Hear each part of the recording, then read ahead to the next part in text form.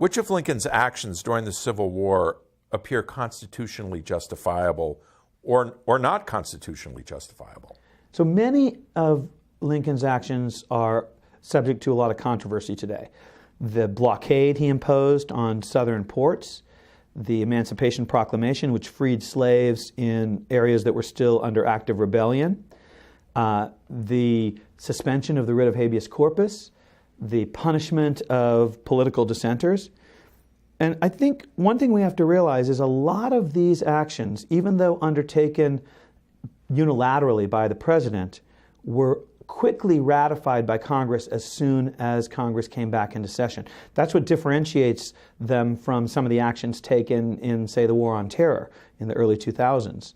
So, for example, the blockade of the southern ports was approved by Congress and ultimately by the Supreme Court, in part because Congress did sanction what the president did. I think the Emancipation Proclamation is a perfectly appropriate wartime exigency. It was a strategy to help encourage disorder in the rebellious territories, to help the Union troops. You know, the dissent, the punishment of political dissenters and the suspension of habeas corpus, those are closer to the line, and maybe some of them crossed the line.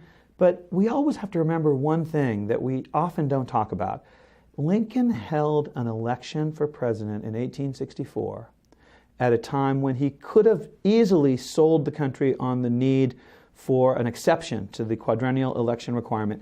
He held a normal election, and he expected to lose.